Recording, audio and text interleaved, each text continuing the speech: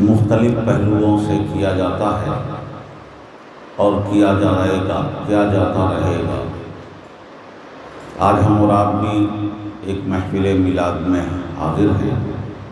اللہ تبارک و تعالی ہم سب کی حاضریوں کو قبول فرمائے اور اس محفل پاک کی سعادت سے مالا مال فرمائے۔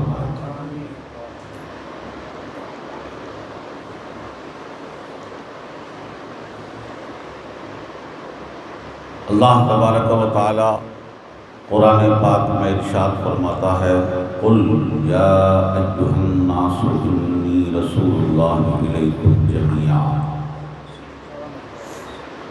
اے نبی کہہ دیجئے بے شک میں، اے نبی کہہ دیجئے اے لوگو، انی رسول اللہ، بے شک میں اللہ کا رسول ہوں، الیکم جمیعا، تم سب کی طرف۔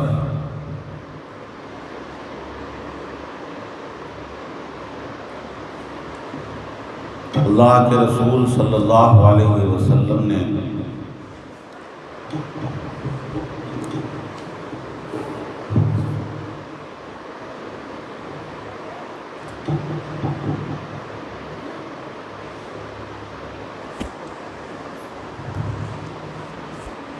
اللہ تبارک و تعالیٰ نے اپنے پیارے حبیب محمد عربی صلی اللہ علیہ وسلم کو حکم دیا، اے نبی کہہ دیجئے کہ اے لوگو، میں تم سب کی طرف اللہ کا رسول بن کر آیا۔ آپ نے بار بار یہ سنا ہوگا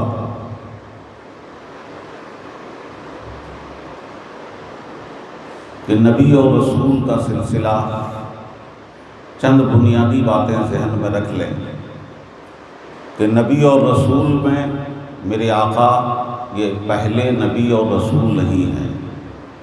حضرت آدم علیہ السلام سے لے کر عیسیٰ علیہ السلام تک کم و بیش 1,24,000 انبیاء کرام اور رسولان اعظام اللہ تبارک و تعالی نے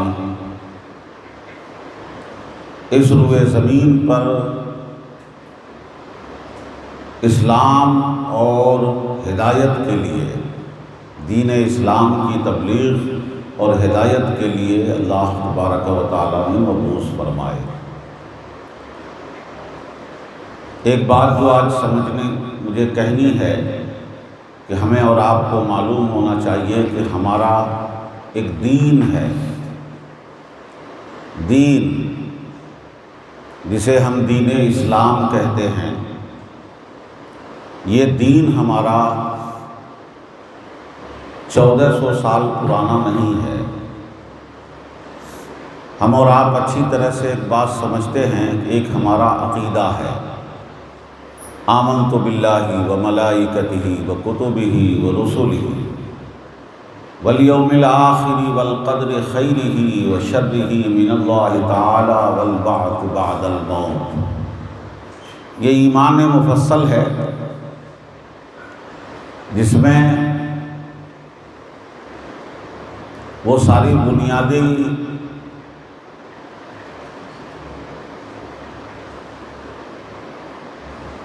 بنیادی عقیدے بتا دیے گئے ہیں کہ ایک مسلمان اور مومن کے فنڈامنٹلز، بنیادی عقیدے کیا ہیں۔ قرآن پاک کے اندر اس کا اپنی اپنی جگہ پر الگ الگ ذکر ہے، لیکن وہ سارے عقیدے کو ایک جگہ جمع کر دیا گیا ہے۔ بنیادی عقیدے کیا ہیں؟ اللہ پر ایمان لانا، اس کے فرشتوں پر ایمان لانا کہ اللہ ایک ہے، وحدہ لا شریک ہے، اسی پر یقین کرنا۔ آمنت باللہ، میں اللہ کو مانتا ہوں، اللہ پر ایمان لاتا ہوں، وملائکتہ، اور اس کے فرشتوں پر ایمان لاتا ہوں، وکتبہ، اور اللہ نے جو اپنے پیغمبروں اور نبیوں پر، رسولوں پر علیہ السلام پر جو کتابیں، جو صحیفے نازل کیے، اس پر بھی ہم ایمان لاتے ہیں، ورسلہ، اور اللہ نے جن کو اپنا پیغمبر بنا کر بھیجا ان پر بھی ایمان لاتے ہیں۔ والیوم الآخر، اور دنیا کے بعد جو دن آنے والا ہے، دنیا کے بعد جو ایک زندگی شروع ہونے والی ہے جسے ہم آخرت کہتے ہیں، مرنے کے بعد کی زندگی، اس پر بھی ہمارا ایمان ہے۔ والبعث بعد الموت، اور ہمارا یہ بھی ایمان ہے کہ ہم مرنے کے بعد اٹھائے جائیں گے۔ والقدر خیرہ وشرہ من اللہ تعالی والبعث بعد الموت، ہمارا اس بات پر بھی ایمان ہے کہ تقدیر میں چاہے وہ اچھائی ہو یا برائی ہو، تقدیر اللہ ہی کی جانب سے ہے۔ والبعث بعد الموت، اور مرنے کے بعد اٹھایا جانا، اس پر بھی ہم ایمان لاتے ہیں۔ آپ یہ چند چیزیں ذہن میں رکھیں، یہ وہ عقیدے ہیں جس میں سے تقریباً سارے عقیدے ایسے ہیں، اسی کا نام اسلام ہے، ایمان ہے، یہ دین ہے، دین۔ اگر آپ یہ بات ذہن میں رکھیں گے تو آپ کو یہ اچھی طرح واضح ہو جائے گا کہ یہ ہمارا دین، یہ محمد الرسول اللہ صلی اللہ علیہ وسلم سے شروع نہیں ہوتا ہے، بلکہ یہ دین کہ اللہ پر ایمان، اس کے فرشتوں پر ایمان، کتابوں پر ایمان، رسولوں پر ایمان، یہ وہ ایمان ہے جو حضرت آدم سے، جب سے انسانیت ہے، جب سے انسان ہے، یہ فیکٹس ہیں، یہ حقیقتیں ہیں، یہ ان حقیقتوں میں کوئی تبدیلی نہیں ہوتی ہے۔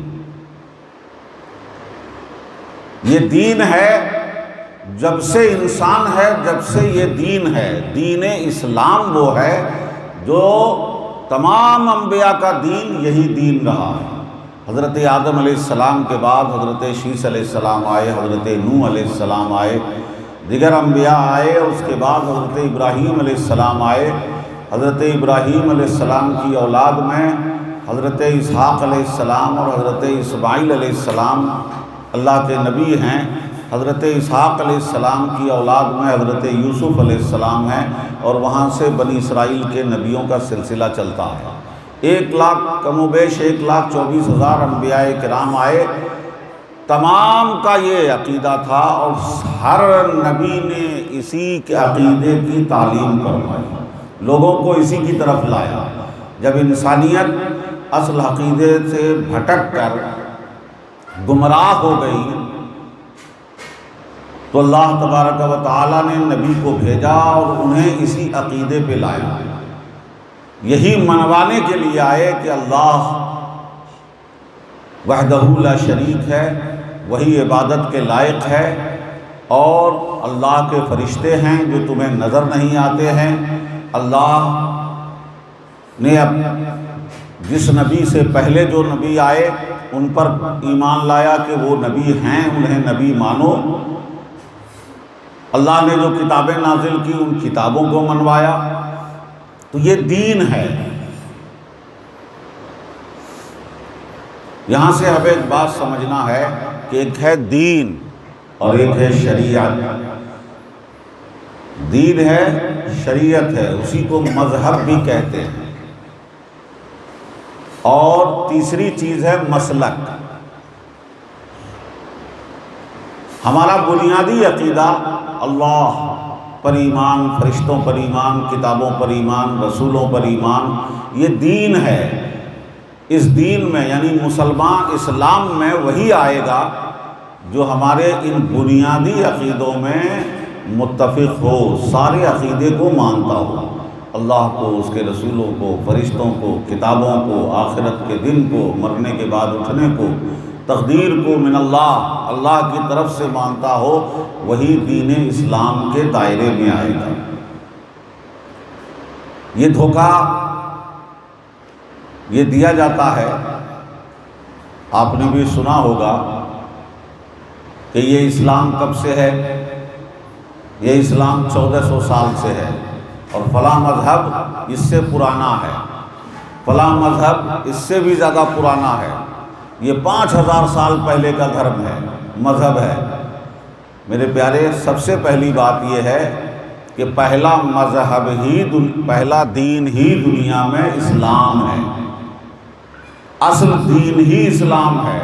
اس لیے قرآن مقدس میں اللہ تبارک و تعالیٰ نے فرمایا ان الدین عند اللہ الاسلام، اللہ کے نزدیک دین اسلام ہی ہے۔ تو یہ جو فیکٹ ہے یہ زمانے کے اعتبار سے بدلتا نہیں ہے، ہر زمانے میں یہی ہے۔ ظاہر سی بات ہے کہ اللہ پہ ایمان ہم لاتے ہیں تو کیا ہم سے پہلے حضرت عیسیٰ علیہ السلام کے ماننے والے یا موسیٰ علیہ السلام کے ماننے والے یا اس سے پہلے حضرت یوسف علیہ السلام کے ماننے والے، ان کا عقیدہ الگ نہیں تھا؟ یہی تو حقیقت ہے جس کو منوانے کے لیے انبیاء تشریف لاتے ہیں، نبیوں کو بھیجا گیا۔ جب انسان اپنے من گڑھت فکروں کی بنیاد پر بھٹکنے لگی یا طرح طرح کے حالات کے تحت وہ بھٹک کر ادھر سے ادھر، ایک انسان اپنے معبود، اپنے مالک، اپنے خالق، اپنے پیدا کرنے والے جو زندگی اور موت دینے والا ہے اس کو چھوڑ کر دنیا کی چیزوں میں الجھنے لگ گئی، تو نبی آئے، رسول آئے، انہوں نے راہ راست پہ لانے کی کوشش کی کہ اللہ ایک ہے، وحدہ لا شریک ہے، وہی تمہارا خالق اور مالک ہے۔ تو یہ حقیقتیں بدلتی نہیں ہیں۔ اس بنیادی عقیدے کو دین کہتے ہیں۔ تو ہمارا دین یہ فیکٹ ہے، اس کی کوئی مدت نہیں ہوتی ہے، جو فیکٹ ہے وہ ہمیشہ سے ہے، ہمیشہ سے ہے، پہلے دن سے ہے۔ پہلے انسان ہمارے نزدیک ہم سب مانتے ہیں کہ ہمارے لیے پہلے انسان جو زمین پر آئے وہ حضرت آدم علیہ السلام ہیں، اور وہ اللہ کے نبی ہیں، اللہ کے نبی ہیں۔ تو جب پہلا آدمی بھی نہیں کہہ سکتے، وہ تو آدم ہے، آدم کی اولاد کو آدمی کہتے ہیں۔ پہلا انسان ہی اللہ کو ماننے والا، فرشتوں کو ماننے والا ہے، اللہ کی وحدانیت کو ماننے والا ہے، مرنے کے بعد اٹھنے کو ماننے والا ہے، وہ نبی ہیں۔ تو یہ دین اسٹارٹ نہیں ہوا ہے، یہ دین تو شروع سے ہے۔ ہاں، دین کے بعد ہے شریعت۔ تو اب شریعت میں کہ انسان کے 3 پہلو ہوتے ہیں۔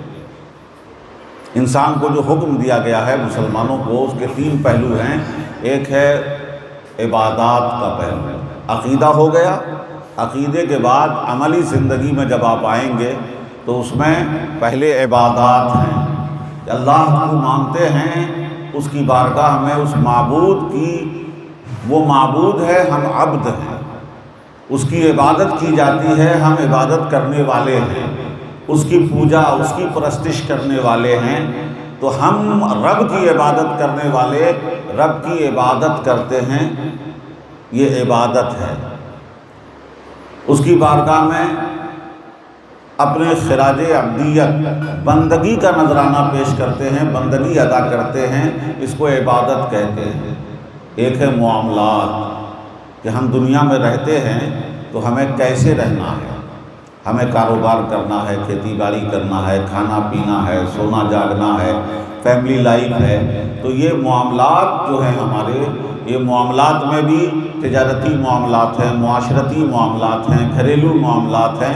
تو یہ وے آف لائف، جینے کا طریقہ کہ ہم کیسے جئیں، اسے شریعت کہتے ہیں۔ اور اسے جو جینے کا طریقہ بتاتے ہیں تو ہم بھی، آپ بھی، سب دوسرے پوچھتے ہیں کہ بھائی فلاں مسئلے میں شریعت کا کیا حکم ہے، شریعت کیا کہتی ہے، شریعت اسلامیہ کیا کہتی ہے۔ تو یہ شریعت کے معنی، شرع کے معنی ہوتا ہے راستہ، اسے راستہ کہہ لیں، روڈ کہہ لیں۔ تو اب اسلام نے عقیدہ دیا، اب عقیدے کے بعد چلنے اور جینے کا جو طریقہ بتایا ہے اس کو شریعت کہتے ہیں، اور اسی شریعت کو مذہب کہتے ہیں۔ مذہب کے معنی بھی ہوتا ہے چلنے کا راستہ، اس زندگی گزارنے کا طریقہ، تو یہ مذہب ہے۔ مذہب جس کو شریعت ملی وہ مذہب ہے۔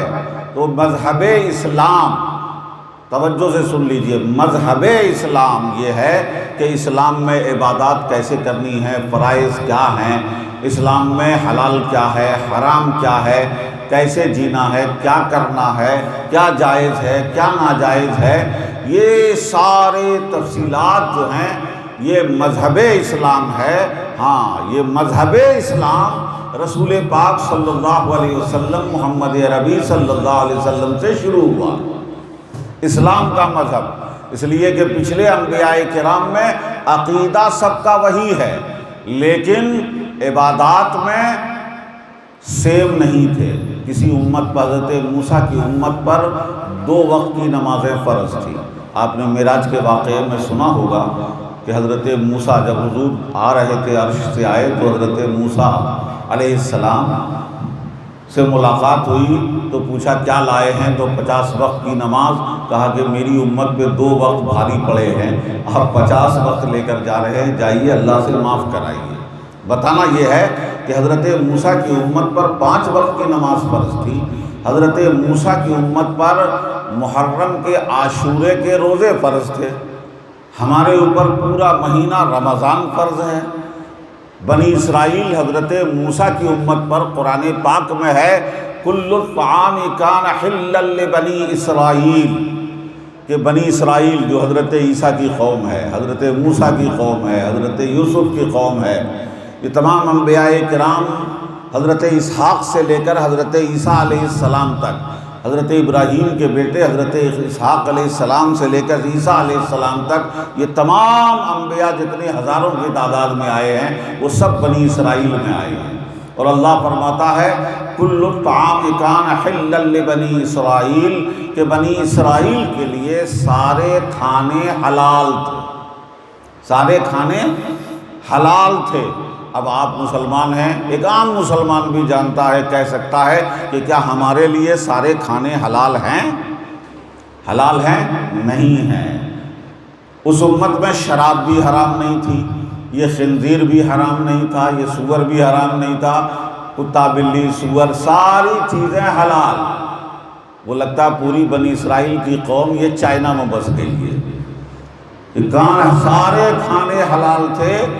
کل الطعام کان حلا لبنی اسرائیل، لیکن جب امت رسول پاک صلی اللہ علیہ وسلم تشریف لائے تو دین تو وہی ہے جو ہزاروں سال سے نبیوں کا عقیدہ تھا، رسولوں کا عقیدہ تھا، جو فیکٹ ہے، جو دنیا کائنات کی حقیقت ہے، اسی کو ماننے کا نام دین ہے۔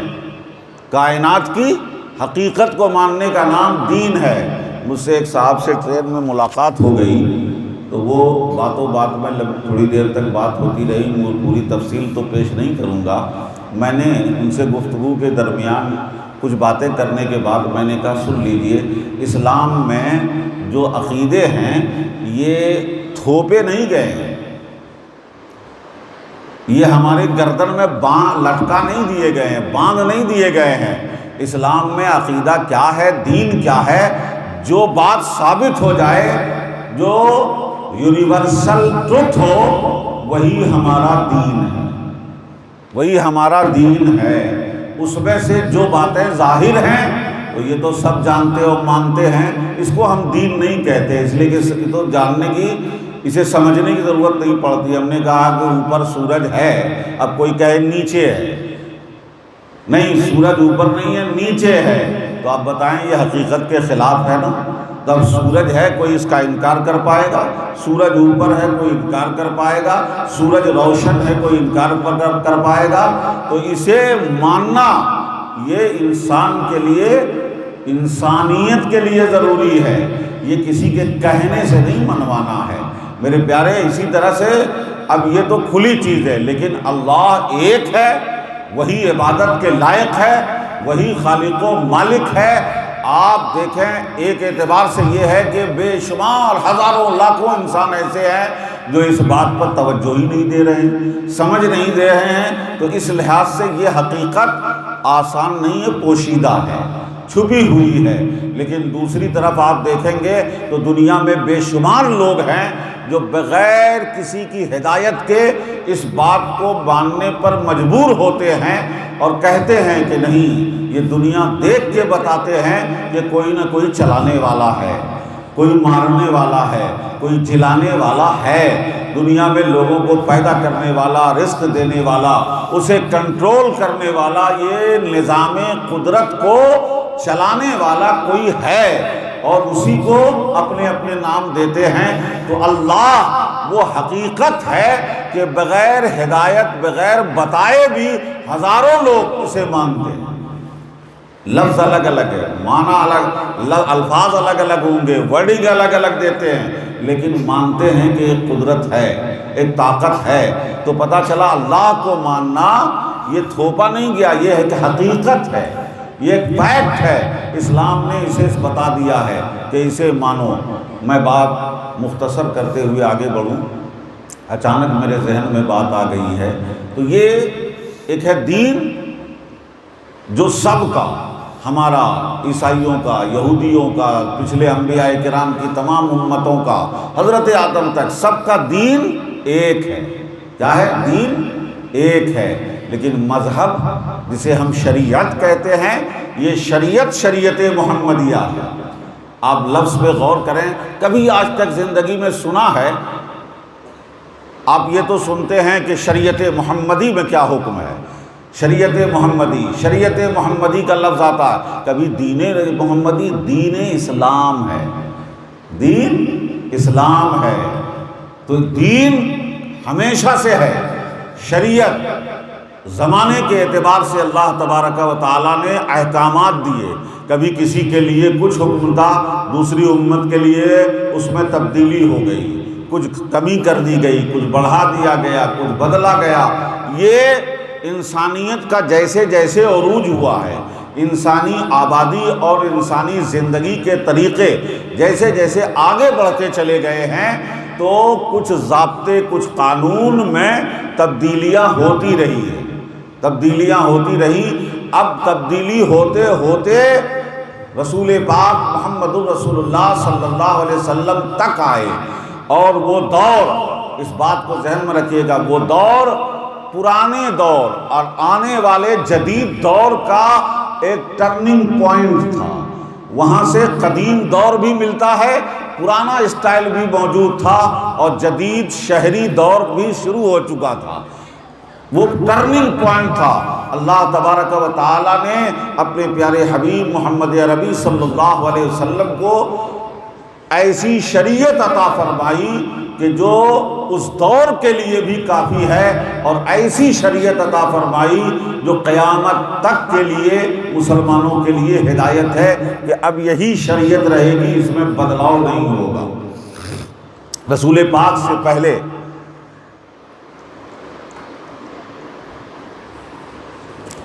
درود پاک پڑھ لیں، اللہم صلی علی سیدنا و مولانا محمد وعلی آل سیدنا و مولانا محمد وبارک وسلم۔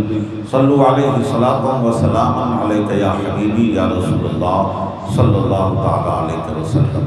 تو محترم حاضرین کرام، برادران ملت اسلامیہ، عزیزان گرامی، تو دین سمجھ گئے اور مذہب بھی سمجھ گئے کہ ہمارے اوپر عبادات کتنی بار فرض ہیں، روزے کتنے فرض ہیں، حج فرض ہے، زکوٰۃ فرض ہے، تو زکوٰۃ کی مقدار کیا ہے، ہر چیز میں مسائل ہیں۔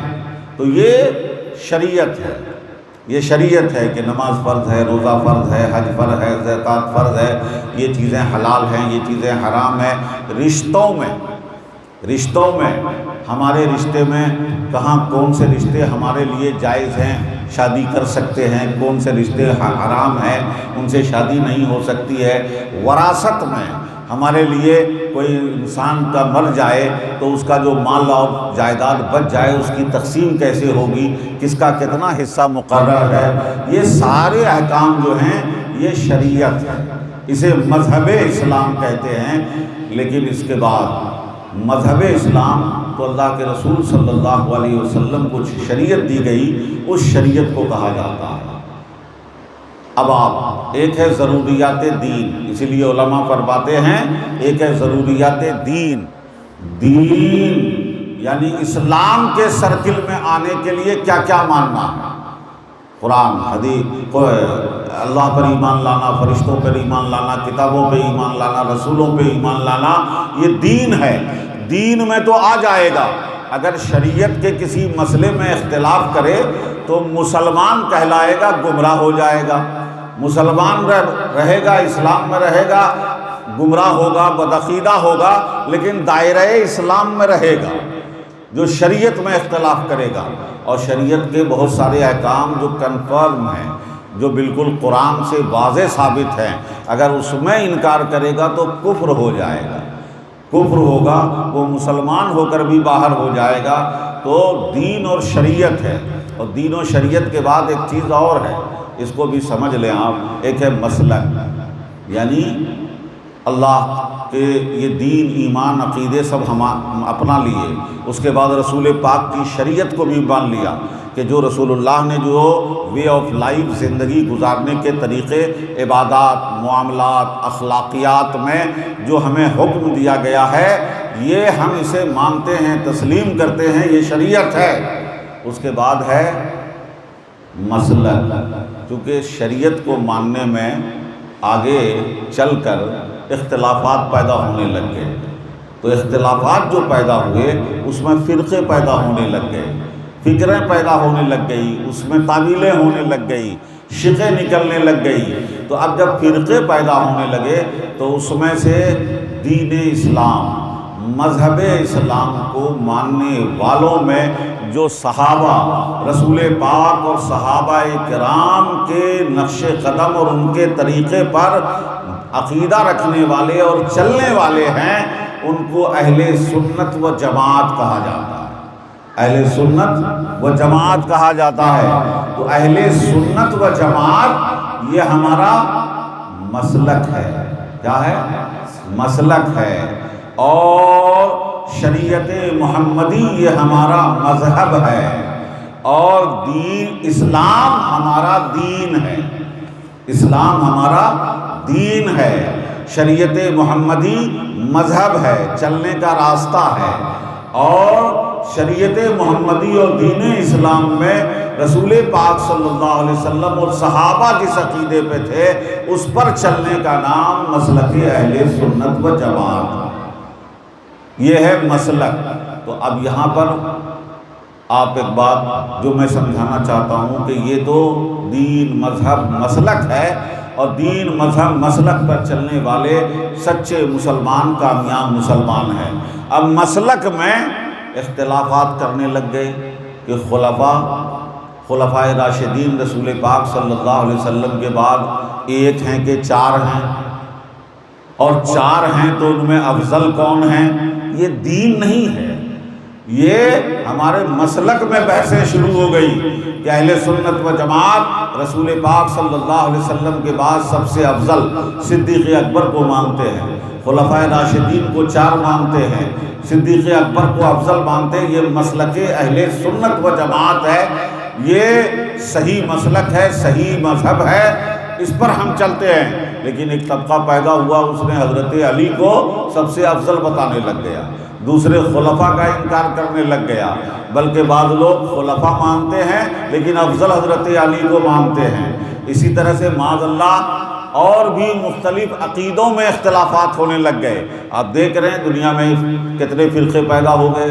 حضور صحابہ کرام کے دور کے بعد اسی زمانے میں رافضیوں کا فرقہ پیدا ہوا، شیعہ کہلائے، شیعان علی، اور اسی زمانے میں ایک فرقہ خارجیوں کا پیدا ہو گیا جو قرآن و حدیث کو بس ایک خشک انداز سے لے کر صحابہ پہ کفر کا حکم لگانے لگ گئے۔ یہ خارجی پیدا ہو گئے۔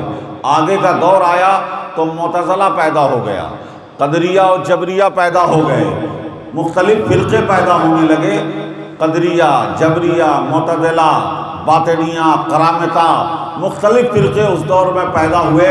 اور آج کے دور میں آپ دیکھ رہے ہیں کہ شیعہ تو نظر آتے ہی ہیں، ان کا تو ایک فرقہ ہے ہی، اب دوسری طرف یہ اہل حدیث، سلفی پیدا ہو گئے، مختلف فرقے ہر دور میں پیدا ہوتے رہے ہیں۔ اور ابھی تو پاکستان میں دیکھیں گے تو کئی فرقے پیدا ہو گئے، نیازی ہے تو فلاں ہے، اب الگ الگ فکریں، الگ الگ گنجائش اور شوشے نکالنے لگ گئے، قرآن و حدیث کو مختلف انداز سے سمجھا کر اور سمجھ کر فرقے اور جماعتوں میں بٹنے لگے۔ تو یہ جماعتیں، یہ مسلک الگ الگ ہیں، مسلک میں مسلک حق اہل سنت ہے، مذہب میں مذہب حق اسلام شریعت محمدی ہے، اور دین میں دین حق اسلام ہے جو تمام نبیوں کا دین ہے۔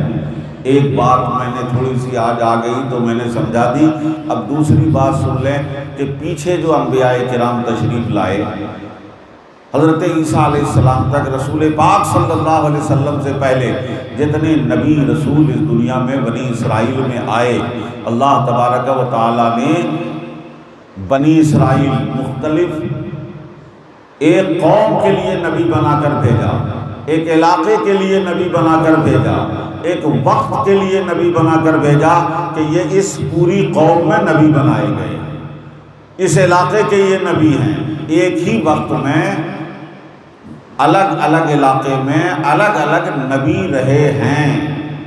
آپ نے واقعہ سنا ہوگا تو حضرت موسیٰ علیہ السلام جب مصر سے نکلے تھے، مصر سے آپ نے راہ فرار اختیار کیا تھا تو ایک کنویں پہ تشریف لے گئے تھے، لڑکیاں پانی بھر رہی تھی، اور اس کے بعد واقعہ ہوا ان کو دیکھا کہ ایک لڑکی بالکل اکیلے کھڑی ہے، اس کو موقع نہیں مل رہا ہے، وہاں پہ بھیڑ زیادہ ہے، پانی نہیں بھر پا رہی ہے، تو حضرت موسیٰ علیہ السلام نے ان کو پانی بھر کے دے دیا۔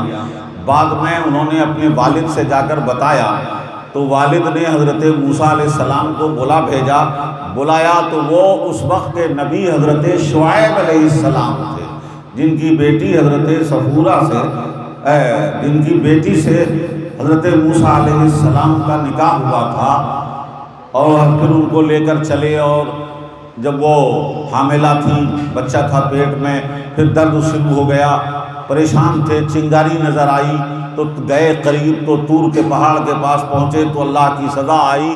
یعنی آپ کو یہ بات صرف سمجھانی ہے، بتانی، توجہ دلانی ہے کہ حضرت موسیٰ علیہ السلام ہیں، انہی کے دور میں حضرت شعیب علیہ السلام دوسری قوم میں نبی تھے، اور حضرت موسیٰ علیہ السلام کے ساتھ خود ایک نبی اور تھے جن کا ہر نام حضرت ہارون علیہ السلام ہے، خود حضرت موسیٰ کے بھائی تھے، چچا زاد بھائی تھے، اور وہ بھی نبی تھے۔ تو رسول پاک صلی اللہ علیہ وسلم سے پہلے ایک وقت میں کئی نبی تھے، الگ الگ قوم کے لیے نبی تھے، الگ الگ علاقے کے لیے نبی تھے، لیکن یہ سلسلہ حضرت عیسیٰ کے بعد تقریباً 600 سالوں کا عرصہ گزر گیا جس میں کوئی نبی و رسول انسان میں نہیں آئے، دنیا میں نہیں آئے، جس سے یہ بات آپ اندازہ لگا سکتے ہیں کہ جہاں پیچھے ہر دور میں نبی آتے رہے، ہر دور میں ہادی آتے رہے، 600 سالوں کے عرصے میں اللہ نے کسی نبی اور رسول کو نہیں بھیجا، تو 600 سالوں میں یہ انسانیت کتنی بھٹک چکی تھی، اندھیرے میں جا چکی تھی، گمراہ ہو چکی تھی۔ اس نے اپنے اپنے طور پر بے شمار معبود بنا لیے تھے، پوجنیے بنا لیے تھے۔ یہ لوگ کہتے ہیں بھائی کہ پوجا کرتے ہیں، پرستش کرتے ہیں، عبادت کرتے ہیں، اپنے طور پہ بنا لیے تھے۔ آج تک دنیا میں کوئی طبقہ، کوئی جماعت، کوئی گروہ ایسا نہیں ہے جو اللہ کے سوا کسی کو عبادت کے لائق ثابت کر دے۔ یہ سب اپنی طبیعتوں کے بنائے ہوئے ہیں۔ ہم انسان ہیں، انسان کو ذلیل کیا جا رہا ہے کہ انسان جو اس کائنات میں، انسان جو اللہ کی مخلوقات میں سب سے اہم مخلوق ہے، سب سے اہم مخلوق ہے۔ وَسَخَّرَ لَكُم مَّا فِي السَّمَاوَاتِ وَالْأَرْضِ، اللہ نے زمین و آسمان کی ساری چیزوں کو انسان کے لیے مسخر کر دیا ہے، انسان کے قابو میں ڈال دیا ہے، انسان کے انڈر کر دیا ہے۔ مجھے تو آج اس دور میں حیرت یہ ہے کہ وہ انسان جو چاند پہ جانے کا دعویٰ کر رہا ہے، جو کیا بولتے ہیں منگل پہ جا کے پانی ڈھونڈ رہا ہے، پانی کی تلاش کر رہا ہے، چاند پہ کالونی بنانے کی کوشش کر رہا ہے، ایسے دور میں انسان پہاڑ پتھر، پہاڑ اور دریا اور سمندر تو اب اس کی رسائی میں کچھ رہے ہی نہیں، سمندروں کو پار کر لیا، پہاڑوں سے پار ہو گئے، اور اب سیاروں پہ جا رہے ہیں، کمندیں ڈال رہے ہیں، مشتری مریخ پہ جانے کی بات ہو رہی ہے۔ اب ذرا غور کیجئے گا، توجہ کی بات ہے کہ یقیناً اللہ نے جو قرآن میں کہا ہے کہ اللہ نے زمین اور آسمان کی ساری چیزوں کو انسانوں کے لیے مسخر کر دیا، یعنی انسان کو اس پہ کنٹرول دیا ہے، قابو دیا ہے، ایک معنی ہے۔ دوسرا معنی یہ ہے کہ انسانوں کے فائدے کے لیے ان چیزوں کو ایسا سیٹ کر دیا ہے، اس کو ایسا ایک نظام میں رکھ دیا ہے کہ وہ اپنے نظام سے باہر نہیں جا سکتا۔ سورج جیسے روز اگتا ہے، روز ڈوبتا ہے، اس کا ایک سسٹم ہے، چاند کے نکلنے ڈوبنے کا ایک سسٹم ہے، سیاروں کا ایک نظام ہے، سمندروں کا اپنا نظام ہے، پہاڑ بنا دیے گئے، پرندوں کے پلنے بڑھنے، پیدا ہونے مرنے، جانوروں کے پیدا ہونے مرنے بڑھنے پلنے کا ایک نظام ہے۔ یہ سارا نظام اللہ فرماتا ہے کہ انسانوں کے لیے اللہ نے اسے فکس کر دیا ہے، وہ ایک فکس نظام کے تحت چل رہے ہیں، اسے کوئی بدل نہیں سکتا، اور یہ انسانوں کے فائدے کے لیے کیے گئے۔ میرے پیارے، میں بتانا چاہتا ہوں، احساس میں ایک انسان کسی بھی مذہب، کسی بھی دھرم کا ماننے والا ہو، ڈوب کر دیکھے کہ ساری چیزوں کو انسان کے لیے سیٹ کر دیا گیا ہے، ساری چیزوں پہ انسان کنٹرول حاصل کر رہا ہے، اور حیرت کی بات یہ ہے کہ انسان سب پہ غالب ہے، اور یہ ساری چیزوں پہ جو انسان غالب ہے، یہ چیزوں کی پوجا کرنے لگ گیا، اسے پوجنے لگ گیا۔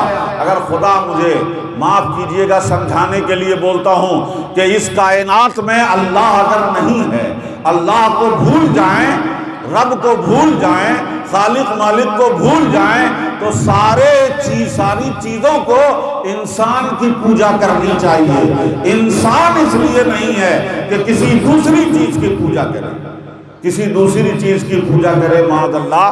اللہ نے سب سے طاقتور، سب سے عقل مند، سب سے آگے سوجھ بوجھ رکھنے والا، اپنے اندر ایبیلٹی اور صلاحیت اور کوالٹی رکھنے والی کوئی مخلوق ہے تو اس کا نام انسان ہے۔ انسان جو سب سے زیادہ کوالٹی رکھنے والا ہو، سب کو انڈر کرنے والا ہو، سب کو ٹریننگ دینے والا ہو، سب کو استعمال کرنے والا ہو، وہ یہ اس کے سامنے جھک جائے، اس کی پوجا کرے، اس کی پرستش کرے، یہ تو فطرت کے خلاف ہے، یہ سوچ کے خلاف ہے۔ اب کچھ لوگ آج کہتے ہیں، ایک بات ذہن میں آ گئی، میں نے ابھی سن رہا تھا، ایک جگہ سننے کو ملا کہ اللہ یہ کیا ہے، دنیا میں یہ پتھر، پہاڑ، سورج، یہ ساری چیزوں کی پوجا اس لیے کی جاتی ہے کہ یہ سب میں ایشور ہے، سب میں خدا ہے، تو ہم سب کی پوجا کرتے ہیں۔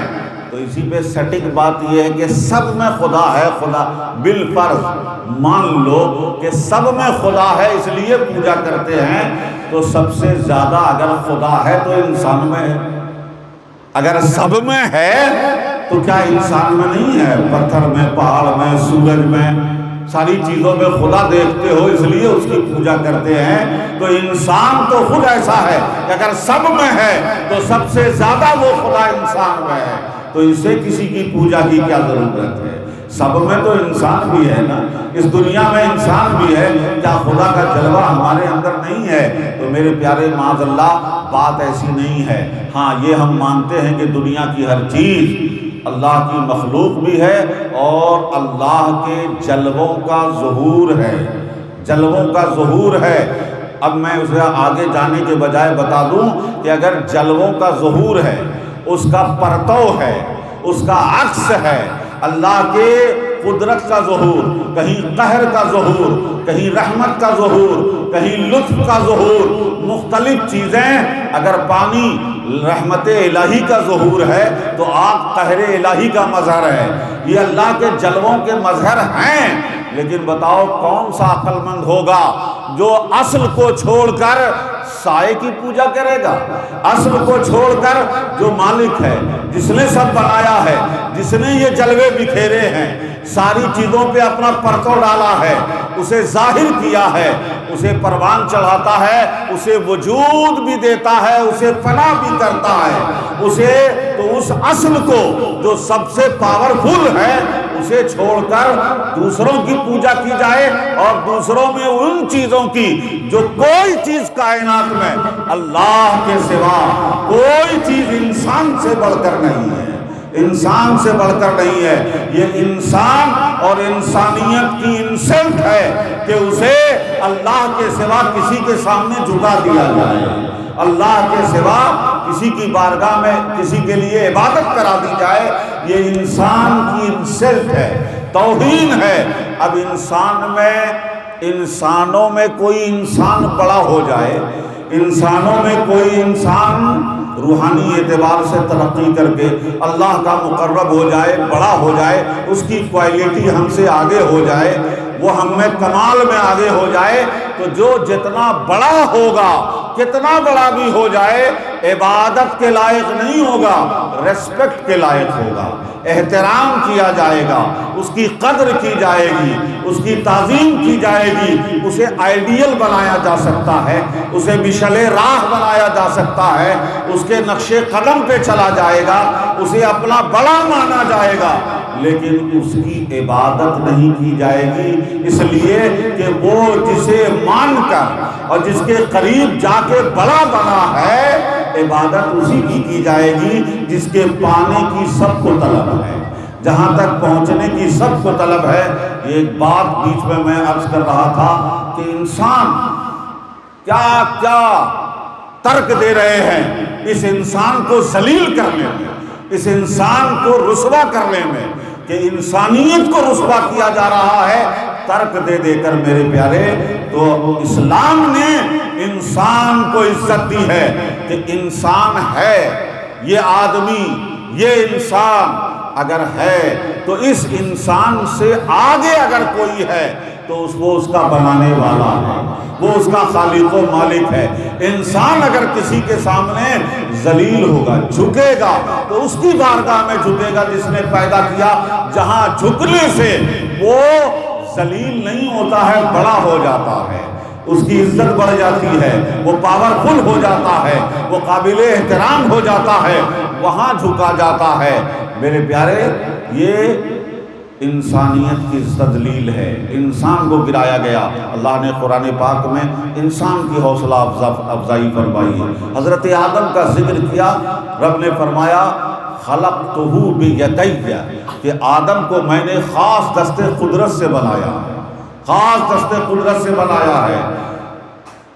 قرآن پاک میں اللہ تعالیٰ نے فرمایا فی احسن تقویم، یعنی بہترین سیٹنگ دی ہے، یعنی انسان کی جو تقویم ہے، جو اس کی باڈی سیٹنگ ہے، یہ کسی اور مخلوق کی نہیں ہے۔ اللہ نے قرآن میں اسے فرمایا، بلکہ میں پیش تو کر دیتا ہوں لیکن اس کی وضاحت لمبی نہیں کر پاؤں گا، اس لیے کہ وہ سمجھنے کے آپ اسے عام انداز میں سمجھیں۔ اللہ تعالیٰ نے فرمایا کہ آدم کو خلقت آدم علی صورتی، خلق اللہ آدم علی صورتہ، کہ اللہ تبارک و تعالیٰ نے حضرت آدم کو اپنی صورت پر پیدا فرمایا، اپنی صورت پر۔ ایک عام تشریح اس کی ہے کہ اللہ پاک نے اپنی پسندیدہ صورت پر پیدا فرمایا، اپنی خاص پسندیدہ صورت اور تصویر اور اسٹرکچر حضرت آدم کو عطا کیا ہے۔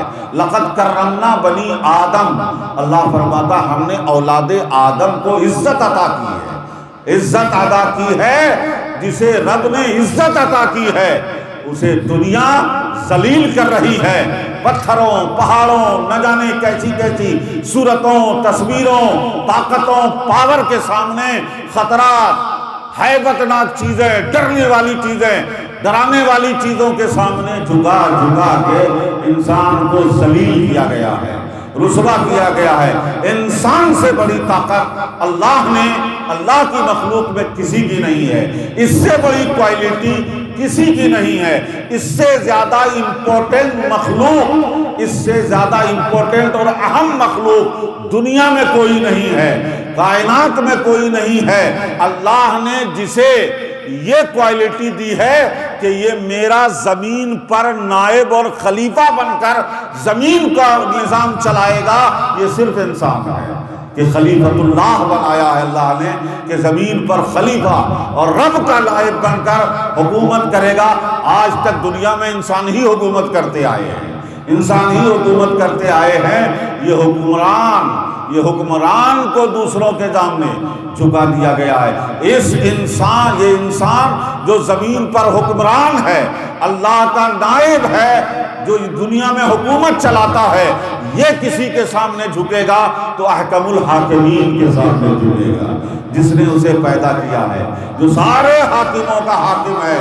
میرے پیارے، اصل تک پہنچو، اور یہ اصل تک پہنچنا یہ کسی مسلمان کہلانے والے کی اللہ کو ماننا، اللہ کی عبادت کرنا، ایک خالق و مالک کو ماننا، یہ ان مسلمان کہلانے والوں کی پراپرٹی نہیں ہے، یہ مسلمان کہلانے والوں کے لیے مختص نہیں ہے، پراپرٹی اور جائیداد نہیں ہے کہ ہم لوگ اسلام کے ماننے، اللہ کو ایک ماننے والے ہیں تو یہ ہماری پراپرٹی ہے کہ ہم یہ عقیدہ رکھیں۔ نہیں، یہ تو ہر انسان کا تقاضا ہے، ہر انسان کی انسانیت کا تقاضا ہے کہ وہ اپنے خالق مالک جو اسے زندگی موت دیتا ہے اس پر ایمان لائے۔ میرے پیارے، اس دنیا کے اندر اللہ تبارک و تعالی خالق و مالک ہے، یہ ایک حقیقت ہے، اسی کے ماننے کا نام دین ہے۔ یہی دین اسلام کا فنڈامنٹل اور بنیادی عقیدہ ہے، اور اس بنیادی عقیدے پر سے جب بھی انسانیت بھٹکنے لگی، ٹائم کیا ہوا؟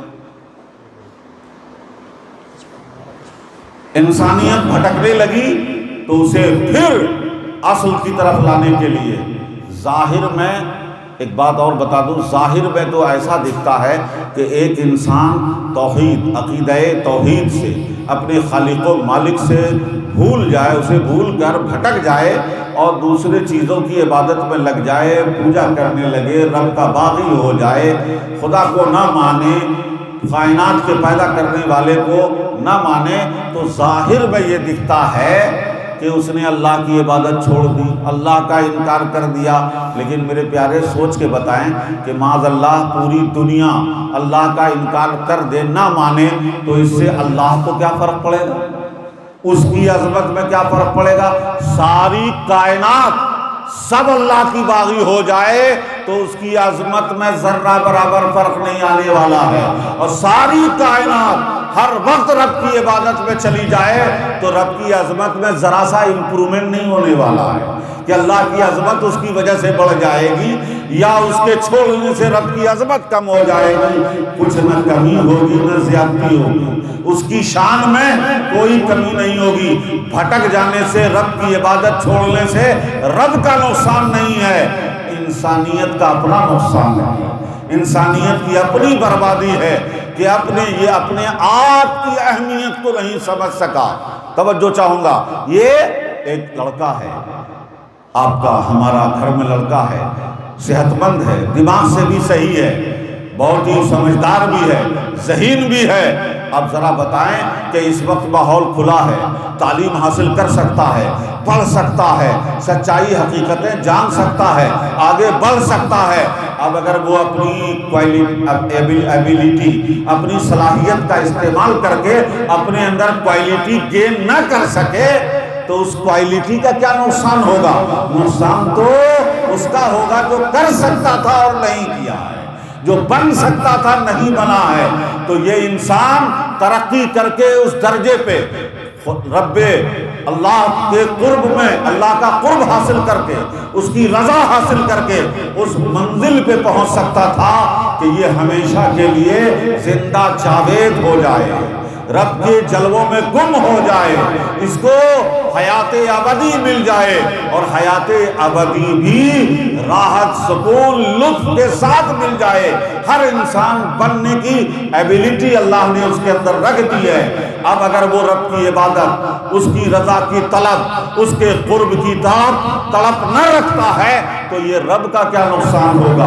یہ نقصان تو انسان کا ہے کہ انسان کو اللہ نے پیدا کیا، صلاحیتیں دی ہیں، اس نے اپنی صلاحیتوں کا صحیح ڈائریکشن میں استعمال نہیں کیا۔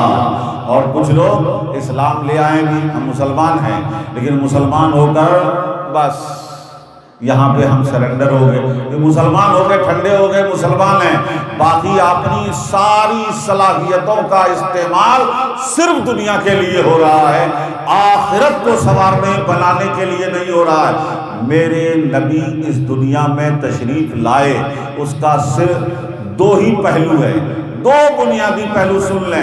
سب سے پہلا مقصد یہ ہے کہ بھٹکی ہوئی انسانیت کو ابدی آخرت کی زندگی کے امپورٹنس کو، اس کی حقیقت کو بٹھا دینا اور آخرت کی زندگی کو اولیت اور پرائیورٹی پہ لا دینا، یہ نبی کے پیغام کا اصل مقصد ہے، اصل مقصد ہے۔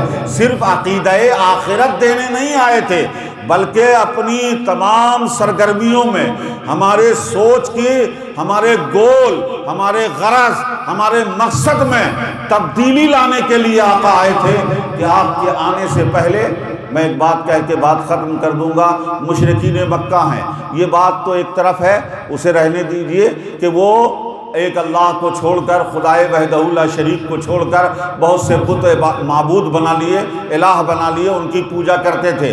اللہ کو بھی بعض مشرکین مانتے تھے، مشرکین میں کئی طبقے تھے، اللہ کو بھی مانتے تھے وہ کہ وہ پیدا کرنے والا ہے، لیکن اس کا عقیدہ کچھ اور تھا۔ اللہ کو سب سے بڑا مانتے تھے، سب سے طاقتور مانتے تھے، لیکن اس کے علاوہ دوسرے بتوں کی عبادت کرتے تھے۔ مشرکین کیا کرتے تھے؟ توجہ دیجئے گا، ایک بت ہے، یہ بت جو ہے بارش برسانے والا ہے، اگر بارش نہیں ہوئی تو اس بت کے پاس جا کر اس پہ چڑھاوا کرتے تھے۔ ایک بت کو رکھا تھا، سفر میں جانے کے بعد جو وہ 5 سال پھینکنا ہے، قرآن نکالنا ہے کہ ابھی جو فلاں دن ہم سفر کر رہے ہیں یہ میرے لیے شبھ ہے کہ نہیں، مبارک ہے کہ نہیں، وہ اس بت سے جا کر کے وہاں جا کے اس سے فیصلہ لینے کی کوشش کرتے تھے۔ اسے جنگ میں جانا ہے تو ایک الگ بت تھا کہ جنگ میں جانا ہے، جنگ اس کے پاس جا کر منت ماننا، نظر ماننا، چڑھاوا دینا کہ ہم جنگ میں فتح پا جائیں۔ اسے اپنی تجارت کا فائدہ دیکھنا ہے کہ ہم تجارت کر رہے ہیں، فائدہ ہو جائے، اس کے لیے ایک الگ بت رکھا ہوا تھا، اس کے پاس جا کے منت مانگتے تھے۔ اپنے دنیا کے فائدے کے لیے، الگ الگ فائدوں کے لیے الگ الگ بت بنا کر ان کی نظر مانتے، ان کی عبادت کیا کرتے تھے۔ میرے پیارے ذرا سوچ کر بتائیے کہ ان کے یہ جتنے بت تھے، یہ سارے کے پاس جا کے جو جو مانگتے تھے اور مانتے تھے، نظر منت مانتے تھے، اس کے سارے ماننے میں کہیں بھی یہ بتوں کے ذریعے ان کے اندر ایک تو شرک تھا ہی، لیکن دوسرا گھٹیا پنا دیکھیے کہاں چلے گئے تھے کہ ساری باتیں جو بتوں سے وابستہ کر رکھی تھی، ایک بات کا بھی تعلق اس کے مرنے کے بعد کی حقیقی ہمیشہ کی زندگی سے نہیں تھا، صرف دنیاوی مفادات کے لیے تھا۔ میرے پیارے، صرف دنیاوی مفادات کے لیے ان بتوں کی عزت، عظمت، احترام، ناز و نیاز اور اس کے بعد چڑھاوا، یہ سب جو کر رہے تھے صرف دنیا کے مفاد کے لیے۔ یہیں پر لوگ بڑے متقی ہیں۔ اللہ